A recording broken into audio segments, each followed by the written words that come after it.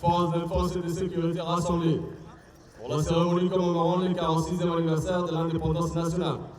Colonel Hassan Abedi, commandant de troupes, mais devant mon général.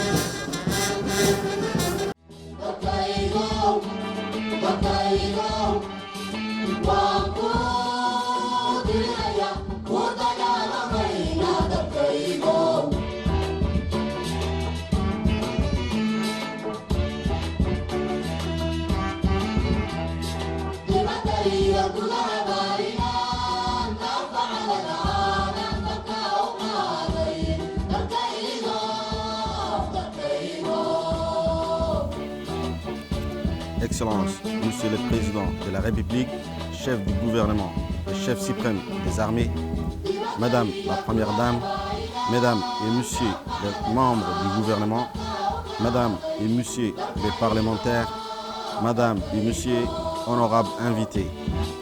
Assalamu alaikum. La cérémonie qui nous réunit ce matin marque le 46e anniversaire de l'accession de notre nation à l'indépendance. Elle est autant plus importante puisque nous la célébrons chaque année avec l'honneur et fierté. Cette cérémonie regroupe, comme l'accoutumée, principalement les forces de défense et de sécurité du pays. À ce titre, nous remercions vivement les personnels civils et militaires invités qui, de par leur présence, nous honorent, confortent davantage l'image et le rayonnement de notre pays. Longtemps reconnu comme terre d'échange et de rencontres et un havre de paix. Le défilé du 26 juin est le point fort des cérémonies, des célébrations de la fête nationale. Les défilés mettent chaque année en avant le régiment et les formations des forces de défense et sécurité. Cette cérémonie représente pour nos forces l'occasion de partager ces moments forts en émotion avec l'ensemble de leurs compatriotes.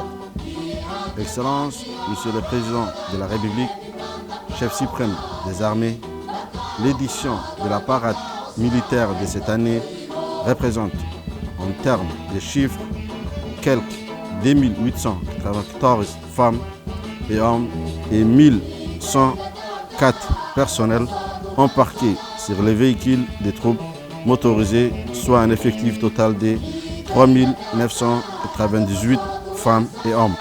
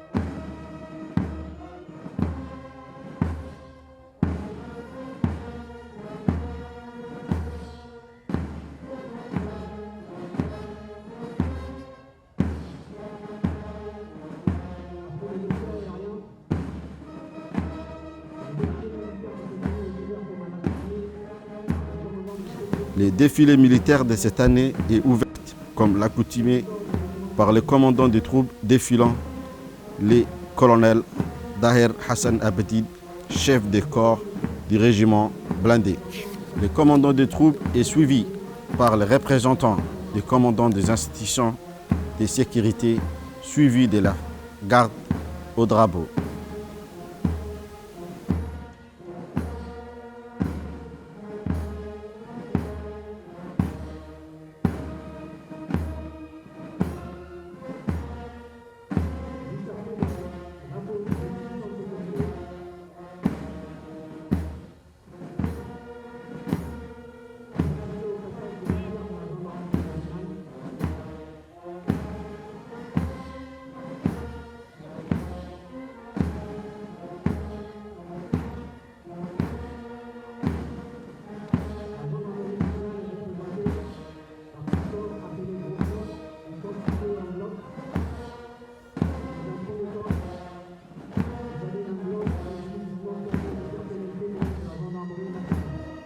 après les drapeaux des institutions de sécurité, vous assistez au passage des militaires de la gendarmerie nationale. Cette année, le défilé à pied de la gendarmerie nationale est dirigé par le lieutenant-colonel Hussein Mohamed Kayad, commandant des troupes. Comme l'accoutumé, la gendarmerie est représentée par 04 corps appelés groupements et constitués en bloc. En premier, 01 bloc exclusivement formé des personnels féminins de la gendarmerie nationale. Ces détachements défilés ont tenu des cérémonies qui leur est propre. Les personnels de ces détachements comprenant officiers, sous-officiers et militaires d'Iran et issus des différentes unités de la gendarmerie.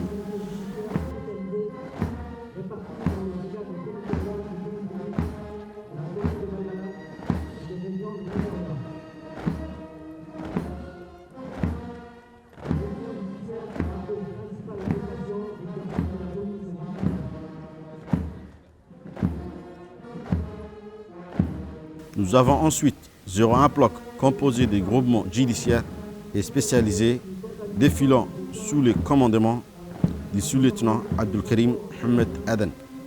Ces groupements réunissent les personnels des unités judiciaires et spécialisées répartis dans les brigades territoriales de Djibouti-Ville, de la commune de Balbala et des régions de l'intérieur. Le groupement judiciaire a pour principale vocation l'exercice de la police judiciaire.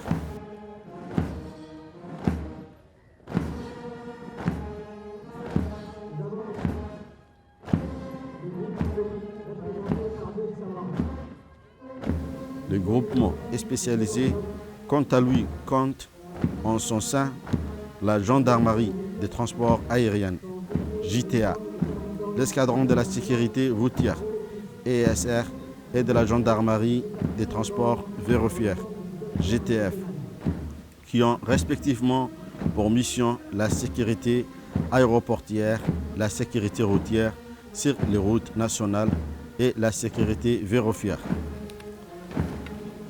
Les personnels de ces deux groupements défilent en tenue, chemise bleue, gendarmerie et pantalons d'intervention. Nous avons ensuite le groupement mobile représenté par des escadrons.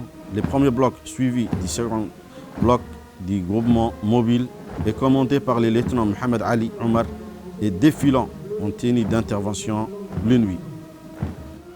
Ces hommes implantés sur l'ensemble du territoire interviennent ponctuellement en appui aux autres unités de la gendarmerie.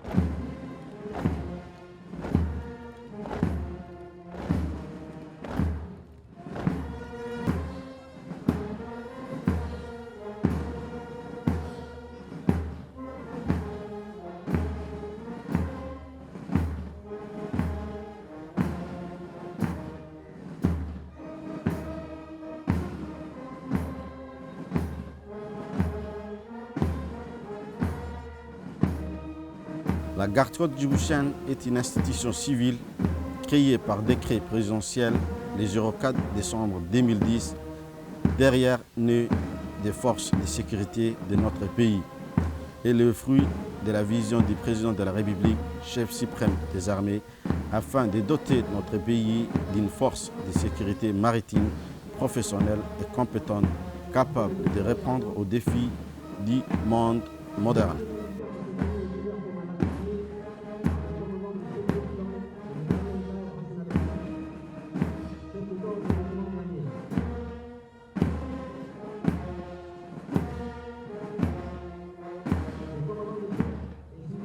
Le colonel Waïs Omar Bogoré, commandant la garde-côte djiboutienne, et les commandants des troupes d'honneur participant au défilé des troupes à pied.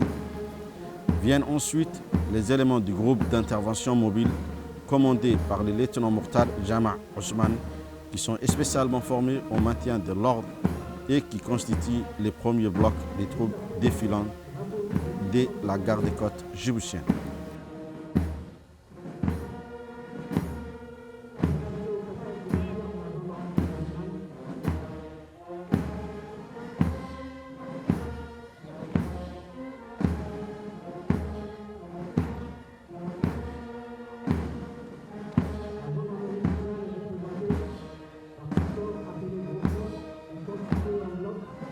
Le deuxième bloc, mené par le lieutenant Ahmed Daher Ibrahim, se compose des agents du groupe d'intervention rapide de la garde-côte spécialisée dans les interventions à haut risque, dans les situations de prise d'otages en mer et dans la lutte contre le terrorisme et la piraterie maritime.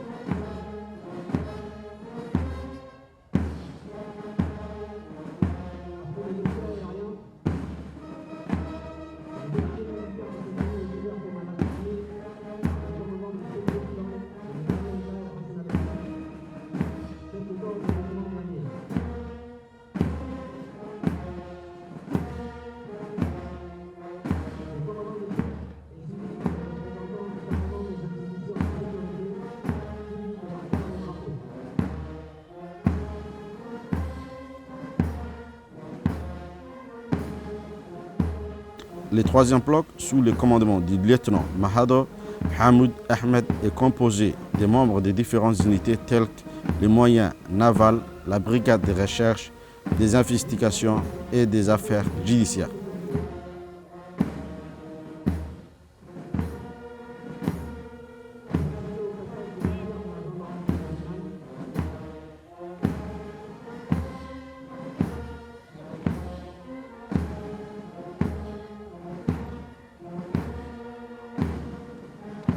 Le quatrième bloc, sous le commandement du lieutenant Guedit Ali Ousmane, regroupe les personnels du département de recherche et de sauvetage et le personnel des services administratifs.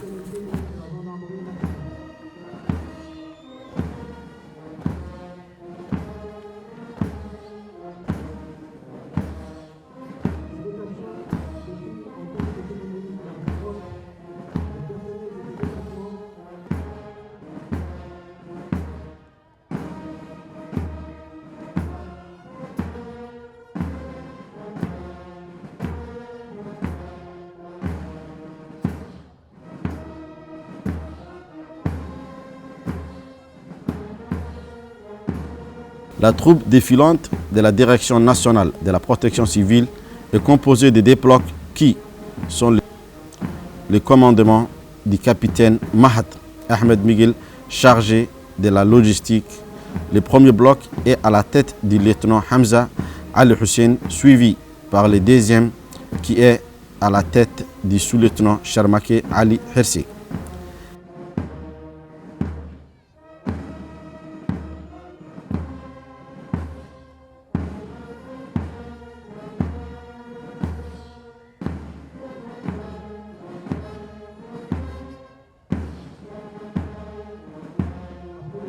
Les éléments défilants sont issus aux différents services de la protection civile qui ont pour mission principale d'assurer la protection de la population, des biens et de l'environnement.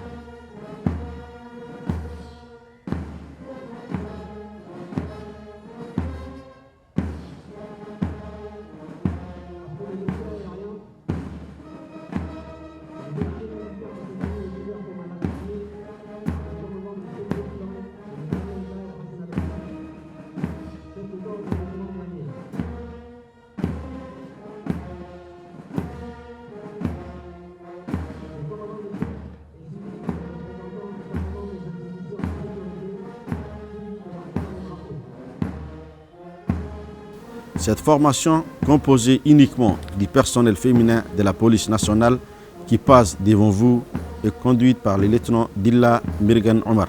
Elle est composée de 68 dames, toutes exerçant dans les différents services actifs de la police nationale. Elles accomplissent autant que leurs collègues masculins toutes les missions sécuritaires qui leur sont confiées. Conduite par le capitaine Hassan Abdelkader Ibrahim, le détachement des personnels féminins est suivi par une formation représentant l'Académie de la police Idriss Farah Abane, une académie qui revendique aujourd'hui une vocation régionale, voire internationale. Elle assure les formations tant initiales que continues et offre une standing de haute qualité, autant en équipement pédagogique que des infrastructures d'accueil dignes d'un hôtel de 3 étoiles.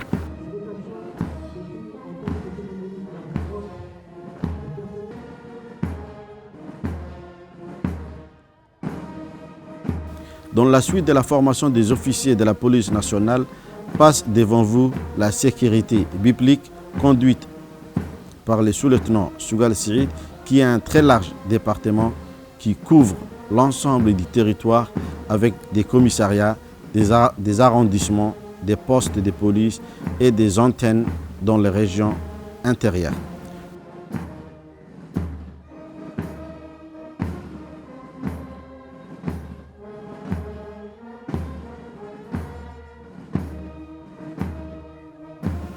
Les compagnies d'intervention ont vu leur mission se diversifier et parallèlement à leur spécialité de rétablissement de l'ordre public, elles assurent par unité mobile d'intervention la surveillance et la sécurisation du pays.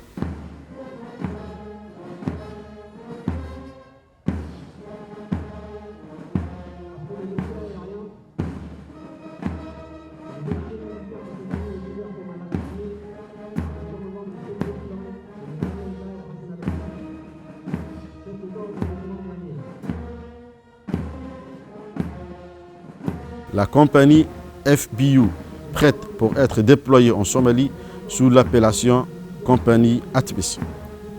La compagnie FBU a été mise en place spécifiquement pour la mission ATMIS de l'Union africaine en Somalie en vue d'assurer des opérations de maintien de paix. Elle est composée d'un effectif de 180 hommes et femmes formés aux techniques et tactiques de gradation des ripostes. À la tête de cette compagnie se trouve le capitaine Daher Mohamed. Ces dames et ces hommes qui la composent ont reçu une formation de plus haut niveau dans la prévention des troubles sous l'égide conjointe des Nations Unies et l'Union africaine.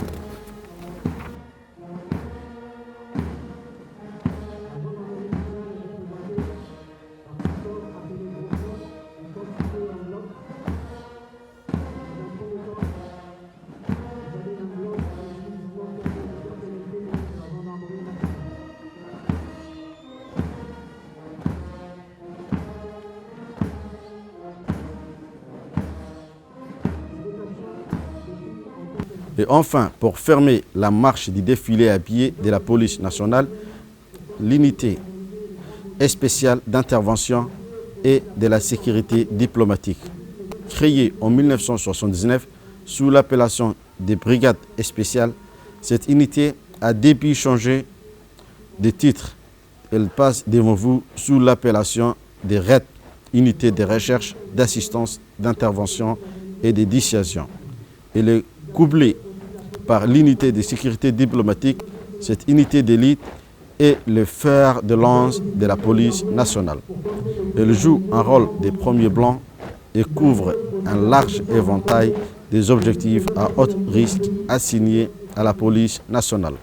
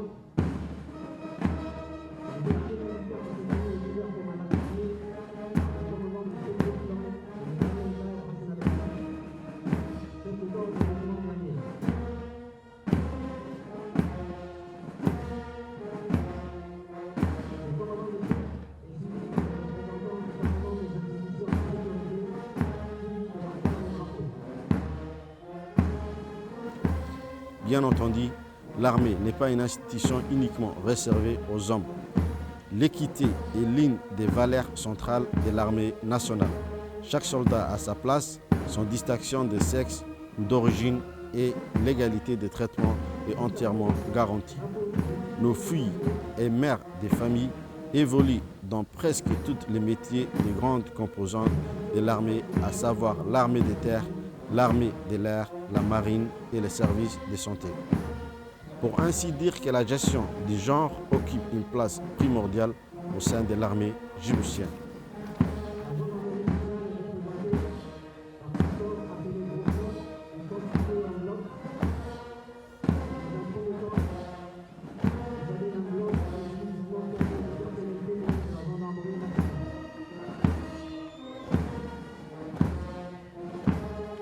Les élèves officiers de l'Académie militaire interarmée d'Arta, Amia. L'Académie militaire interarmée d'Arta, Amia, est un projet national né de la volonté politique du président de la République, chef suprême des armées, son Excellence Al-Hajj Ismaël Omar Guelleh. Elle a été créée par décret présidentiel le 5 décembre 2007 et inaugurée officiellement le 28 janvier 2010 par son Excellence le président de la République. L'AMIA est une institution militaire qui a pour vocation de former les officiers d'actifs et futurs cadres des forces armées djiboutiennes. Elle a pour devise Dieu, patrie et loyauté. En tant que grande école militaire, elle est placée sous la tutelle du ministre de la Défense. Les aviateurs de l'armée de l'air et la composante aérienne de l'armée djiboutienne. Elle participe à de nombreuses missions telles que la police du ciel, la recherche, le sauvetage et les évacuations médicales sur le territoire national. L'armée de l'air djiboutienne assure aux côtés de la direction de l'aviation civile la coordination aérienne internationale de notre espace aérien.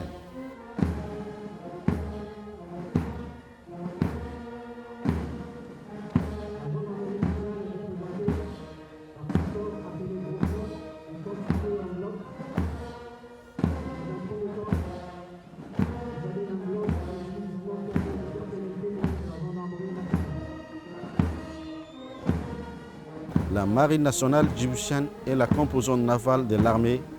La Marine nationale a récemment été dotée de grands moyens navals pour accroître ses capacités et son rendement opérationnel. Ses missions principales comprennent la surveillance des eaux territoriales, la sécurisation des voies de navigation, la protection des infrastructures portières, ainsi que la recherche et le sauvetage en haute mer.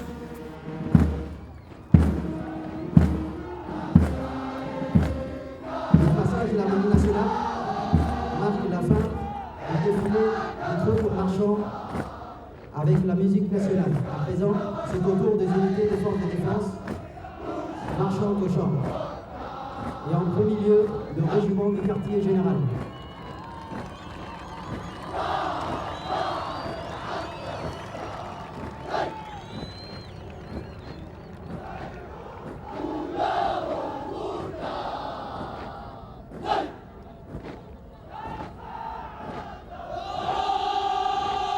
Le régiment quartier général est un corps de soutien qui a pour vocation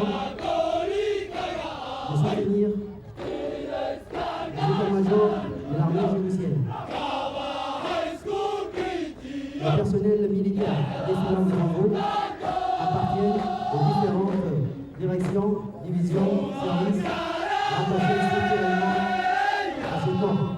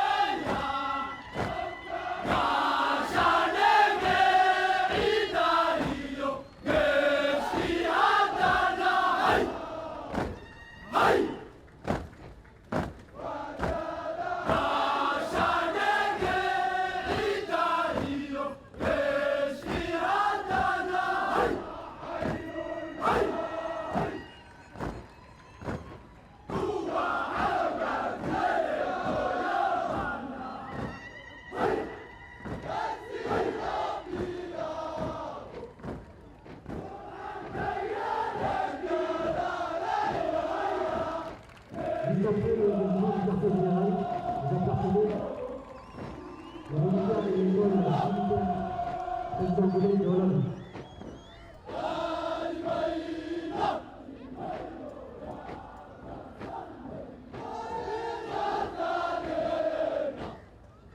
L'école militaire président Goulet de Hollande est la première de la formation du soldat. Cette école a pour vocation d'enseigner aux jeunes engagés et durs métiers de soldats philosophie, cheval, abnégation, rigueur, discipline et un dépassement de soi.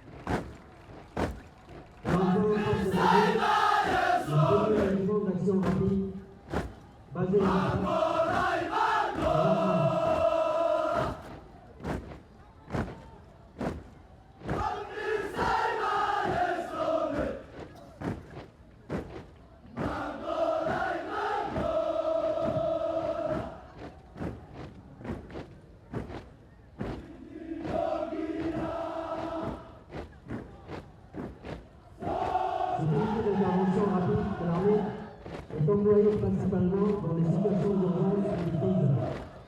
Elle est généralement formée pour le déploiement rapide par voie terrestre, aérienne et maritime de forces d'action rapide et peut être intervenue sur décision du chef d'état-major général des armées.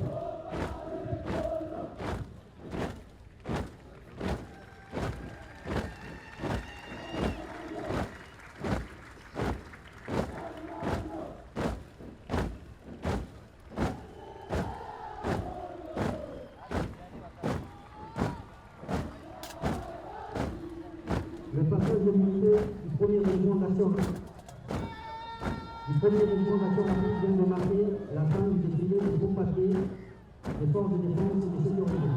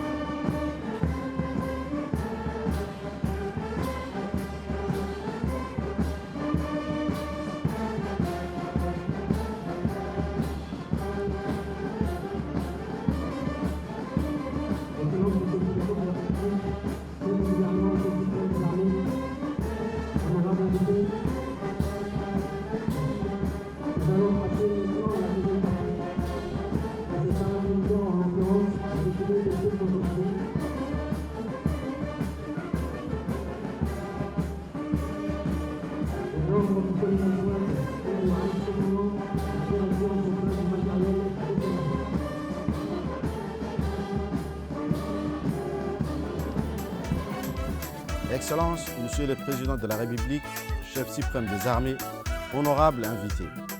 Maintenant, nous allons assister à la deuxième partie de cette parade militaire, en l'occurrence le défilé des troupes motorisées, placées aux ordres du colonel Fouad Elmi Ouaïs, commandant la direction centrale du matériel, la DCMAT. En premier lieu, vous assistez au passage des troupes motorisées des forces de sécurité.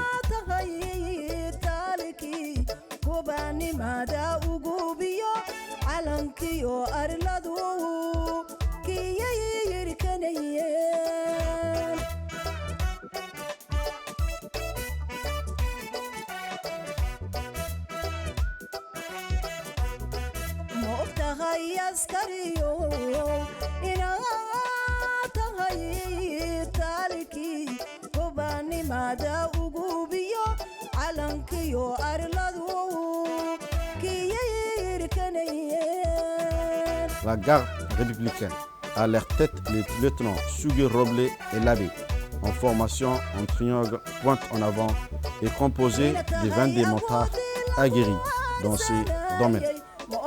L'escadron des motards et la prestige d'institutions de la garde républicaine interviennent régulièrement dans les déplacements du président de la République, chef du gouvernement, chef suprême des armées.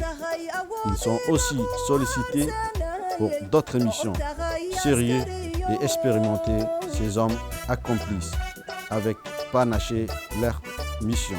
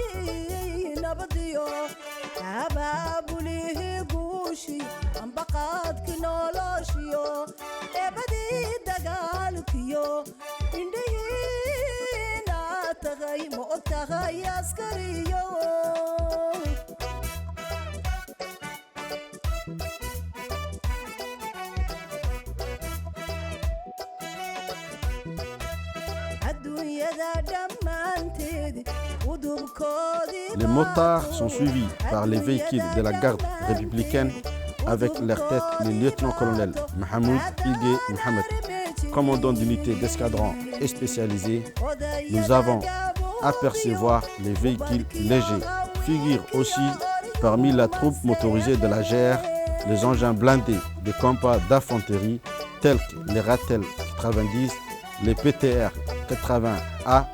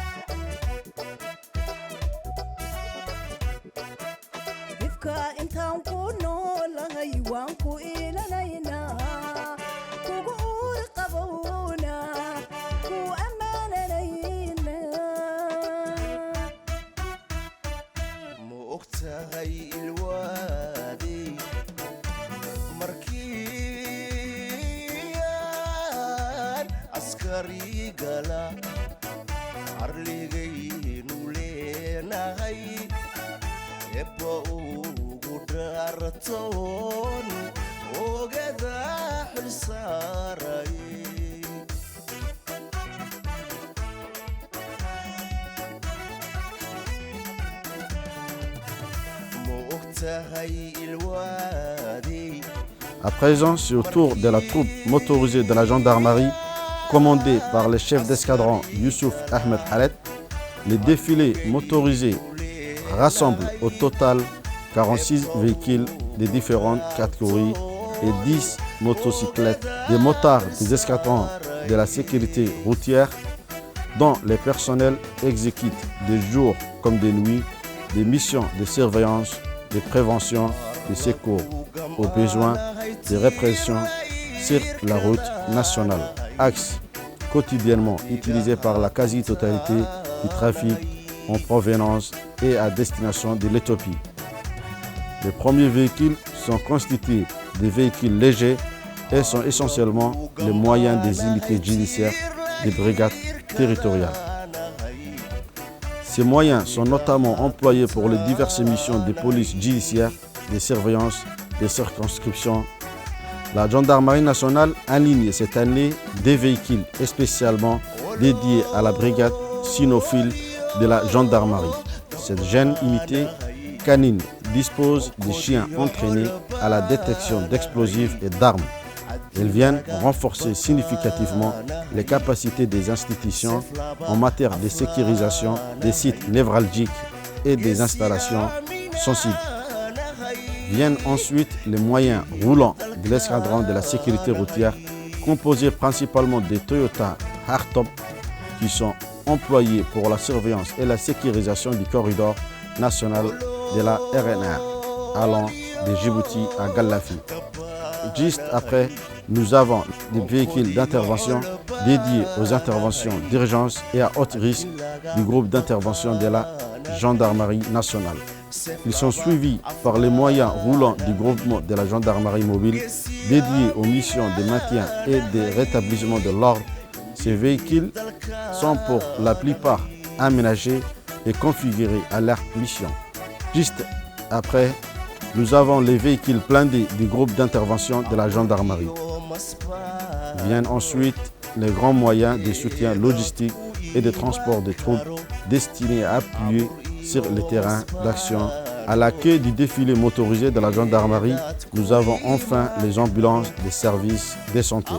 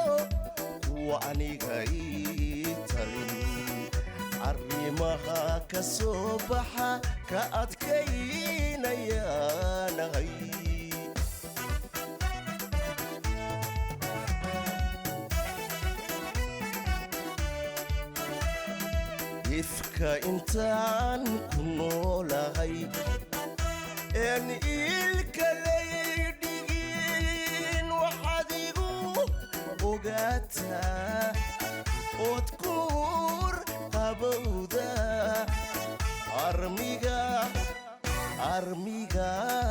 inaan sido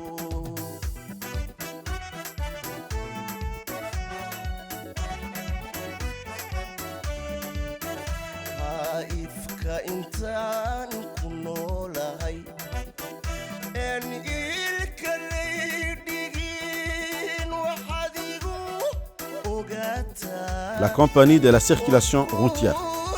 La mission principale de cette compagnie de circulation est de lutter contre l'insécurité et la délinquance routière.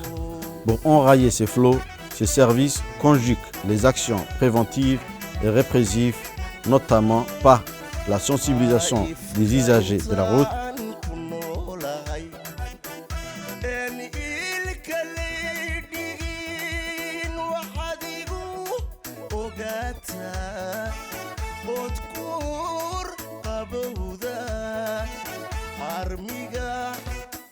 armiga inaan sido.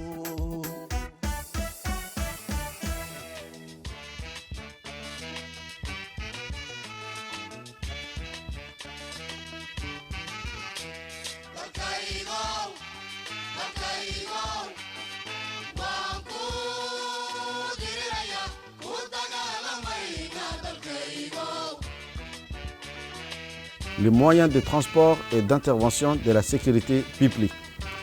Dotés de ces véhicules type pick-up assurent plusieurs types de missions et donc pratiques. Très légers pour assurer les interventions dans les quartiers, ils peuvent également servir du transport du personnel, des auteurs d'infractions et des produits trouvés ou saisis. Les véhicules des compagnies d'intervention Ces véhicules sont dotés de moyens de protection contre les projectiles. Ils sont dotés également de lances de gaz lacrymogènes utiles lorsque la situation dégénère.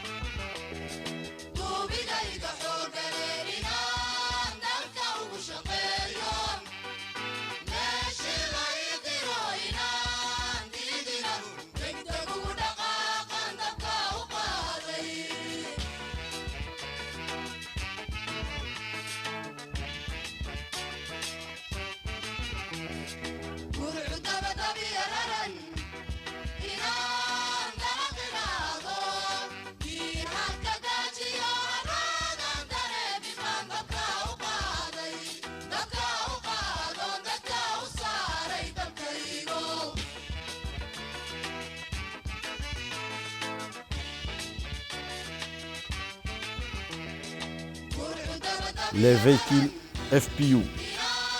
Il s'agit des véhicules spécifiques non seulement pour leur couleur, car peintes en blanc en raison de leur mission de maintien de la paix, mais également conçus pour intervenir dans le milieu hostile et dangereux. Ils sont composés aussi des véhicules blindés dotés de lanceurs de gaz lacrymogènes, les camions de transport de troupes, ainsi que ceux de soutien logistique, notamment ceux de ravitaillement en eau et carburant.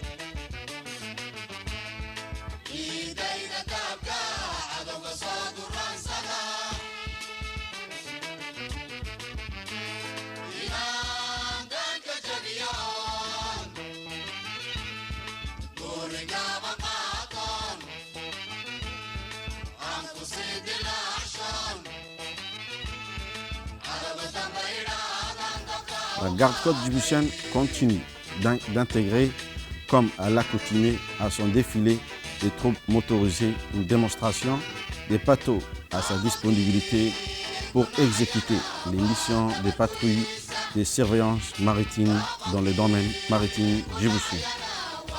Les troupes motorisées de la garde-côte djiboutienne sont cette année commandées par le lieutenant Mohamed Adawa Mohamed, qui ouvre la parade avec un ensemble de véhicules légers. Viennent ensuite les véhicules de type Land Cruiser qui remorquent les patrouilles d'intervention rapide en mer qui sont utilisées pour les missions de lutte contre toutes les menaces dans les eaux sous juridiction djiboutienne.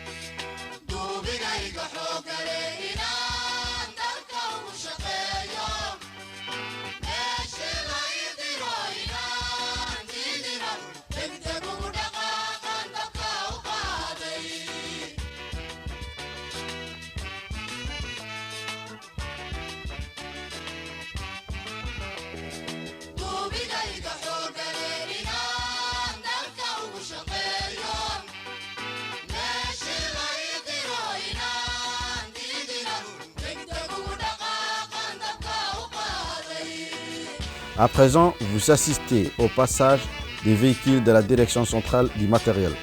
La direction centrale du matériel, DCMAT, est une direction de services spécialisés. Elle assure le soutien et la maintenance des matériels logistiques des bataillons et régiments dans les opérations extérieures majeures, les opérations intérieures dans lesquelles l'armée de terre est engagée.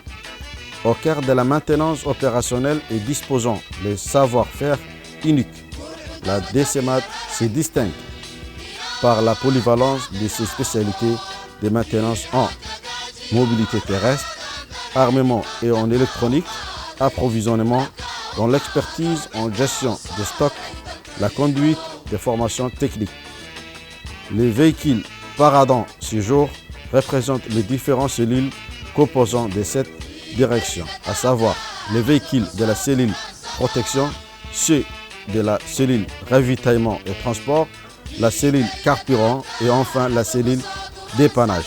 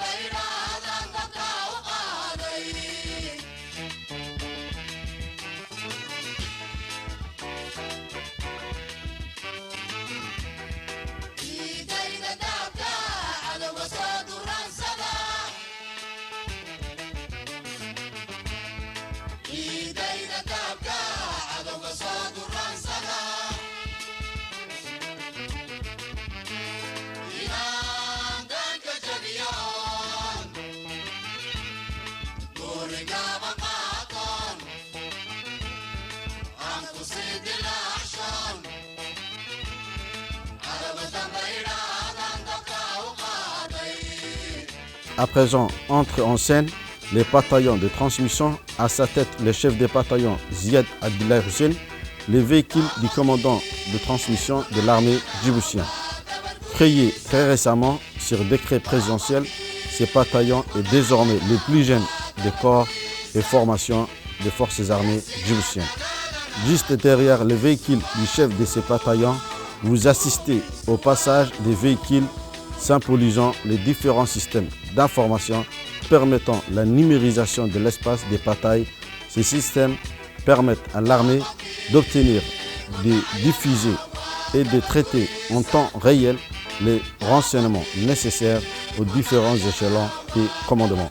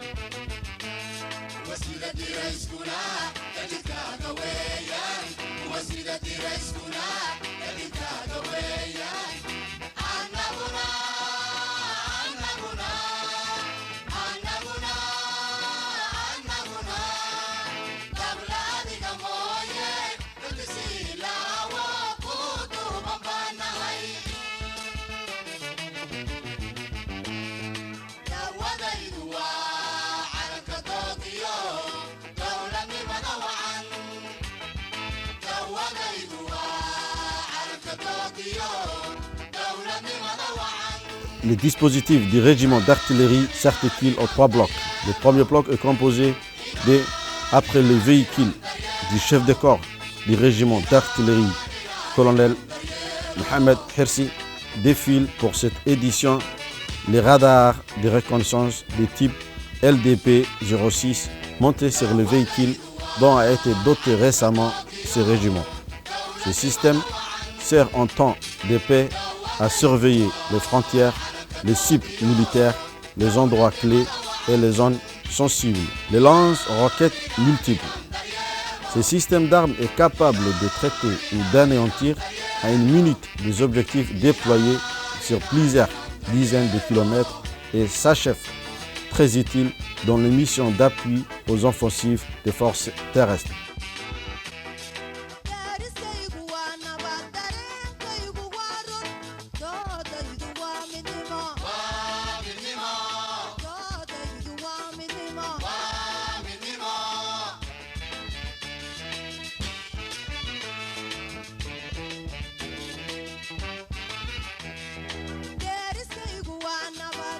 Vous percevez devant vous les mitrailleuses quadriptypes de calibre 14,5 mm tracées par le véhicule Oural.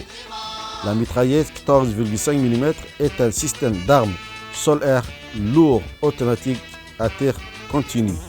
C'est une arme destinée contre les forces adverses, les véhicules et les blindés légers en tir terrestre. Les canons automouvants de M109 155 mm est un véhicule d'artillerie développé et utilisé par de nombreux pays à travers le monde. Doté d'un canon de 155 mm, il est conçu pour fournir un soutien feu à l'infanterie et aux forces terrestres en tirant des obus de gros calibre.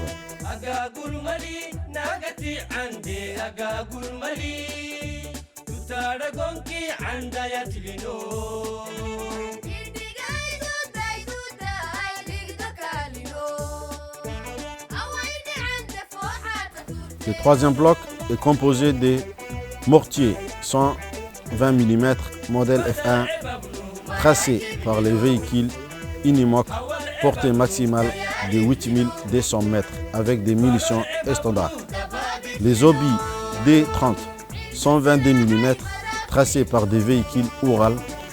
Les obus D30 122 mm et par des canons d'artillerie des calibres 122 mm tracés par des camions ou des véhicules tout-terrain. Ils peuvent être déployés rapidement et mis en action pour soutenir les troupes au sol.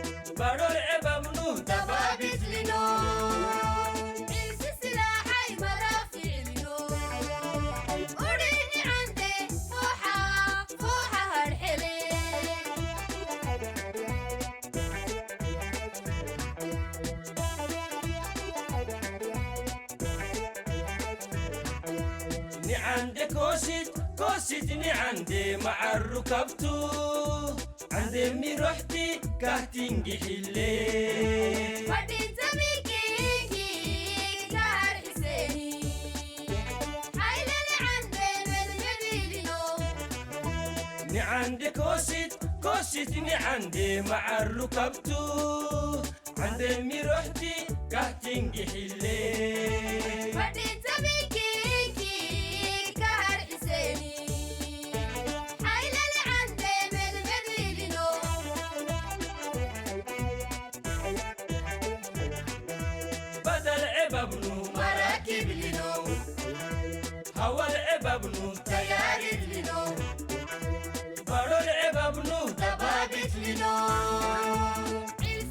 Le véhicule de l'escadron de reconnaissance et d'investigation ERI, basé à Ouéa, est composé de Land Rover équipés d'armes de calibre 12,7 mm, des véhicules blindés légers type Buma équipés d'armes de calibre 12,7 mm et des fusils de lance-grenades calibre 35 mm.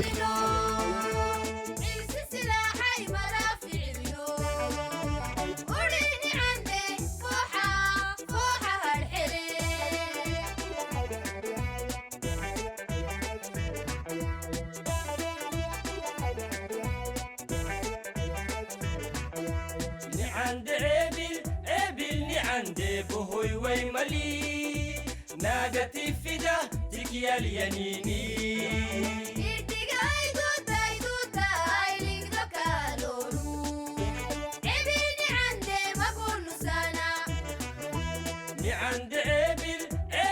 عندي بهوي ويملي ناقتي فدا تكيا اليميني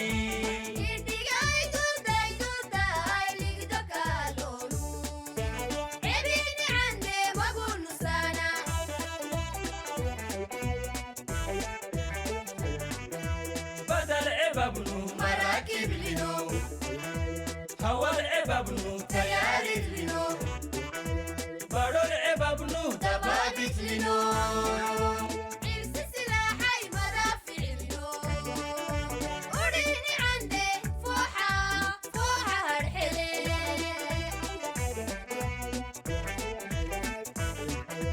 بدل عباب نو مراكب لنو هوا العباب نو تياري لنو بارو العباب نو دبابت لنو عرس سلاحي مرافع لنو وريني عندي فوحة هرحلي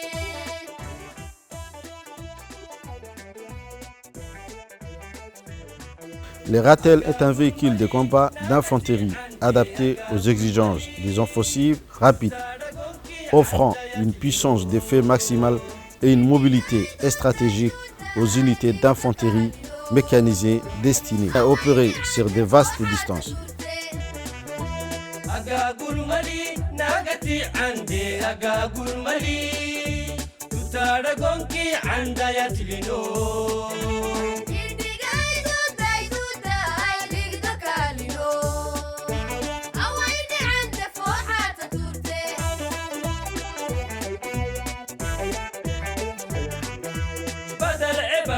مراكب لنو هوا العباب نو تياري لنو بارو العباب نو دبابت لنو عرس سلاحي مرافع لنو وريني عندي فوحة هرحلي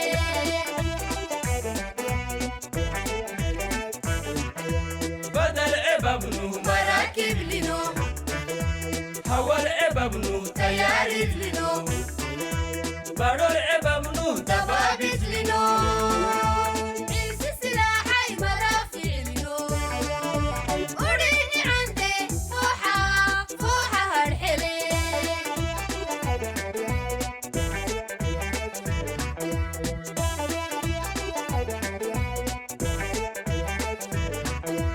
نعندي كوشت نعندي مع الركبتو عندي مي روحتي كهتنجي حلي وديت ميكيكي كار حسيني حيل اللي عندي المدمدينو نعندي كوشت نعندي مع الركبتو عندي مي روحتي كهتنجي حلي وديت ميكيكي كار حسيني حيل اللي عندي المدمدينو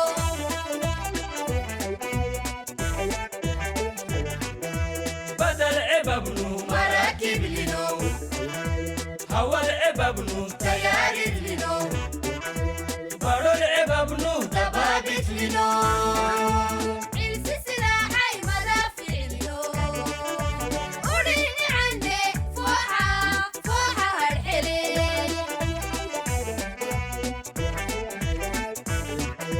بدل عبابنو مراكب لنو هوا العبابنو تياري لنو بارو العبابنو ضبابط لنو عرس سلاحي مدافع لنو وريني عندي فوحة هالحلي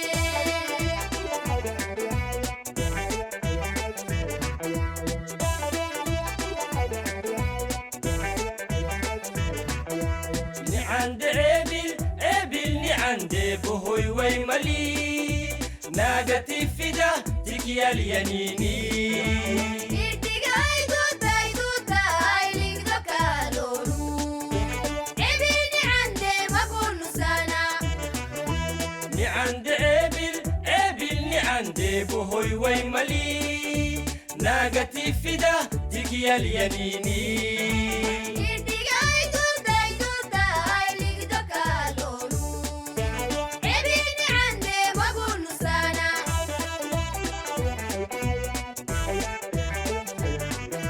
بدل عبابنو مراكب لنو هوا العبابنو تياري لنو بارو العبابنو ضبابط لنو عرس سلاحي مدافع لنو وريني عندي فوحة هالحلي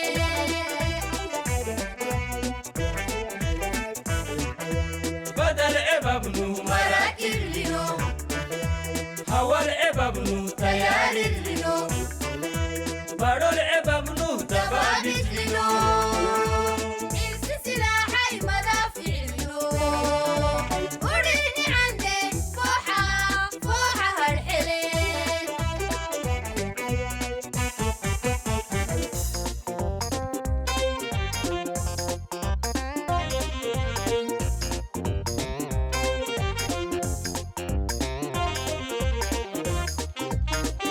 بلاي بعيد بلاي باي بلاي باي بلاي بعيد برخد الله ينسويو بلاي بعيد بلاي باي بلاي باي بلاي بعيد برخد الله ينسويو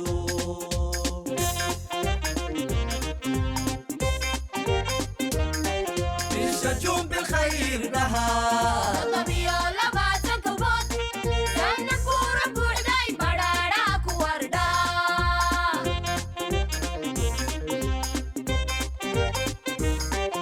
الشجون بالخير نهار طبيعي لباسك وبط سنك ورب وحداي بدارك وردا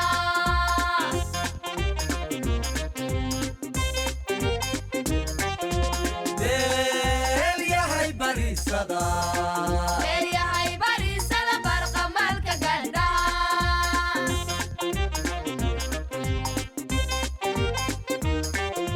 ديل يا هاي بري صدا يا هاي بريسة برقة مالك قلدا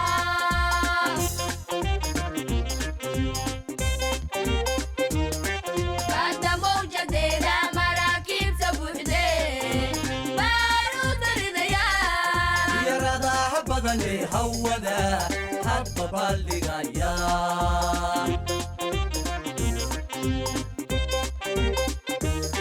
بعد موجة ديلا مراكب تبوحدين بارود رديان يا رضا بدني hawada halba baldhigaya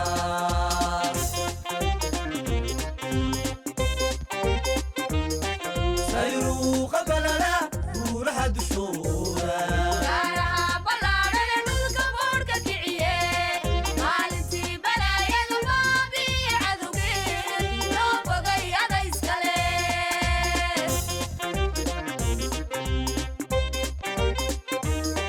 sayruuqa balala buuraha dushooda gaaraha ballaadhana dhulka boodhka kiciye maalintii balaayada baabi'i cadowgeen loo bogay adayskale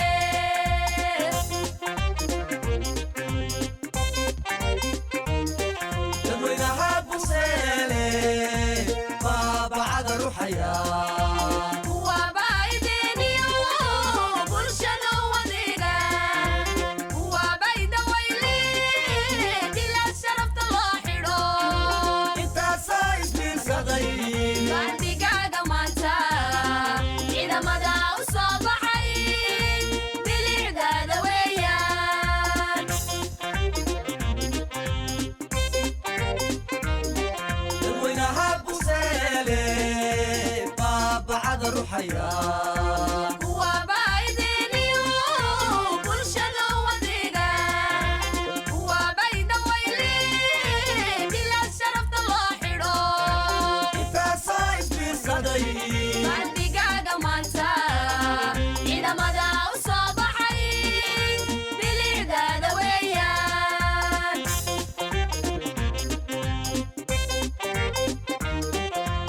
ilaa boqol jirkaagiyo maantay owdadaadu adag tahay baydhi mayside biya dooni mayside beer la xawsan mayside barakada rasuulka barakada ku gaariye fiisikaan ku saarno balanka xijabne baydhi mayside been sheegi mayside runta kama baqayside barakada rasuulka barwaqada ku gaadhiye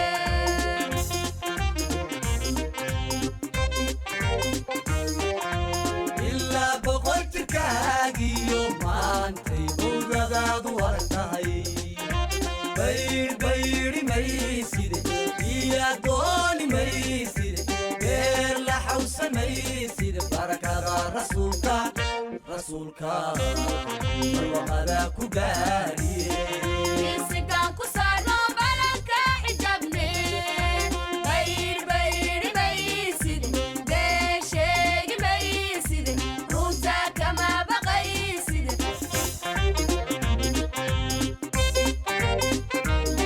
dadweynaha buseele baabacada ruxaya kuwa baydiniyo bulshada wadiga kuwa bayda wayli dila sharafta loo xidho intaasaa isbiirsaday bandhigaaga maanta ciidamada u soo baxay bilicdaada weeyaan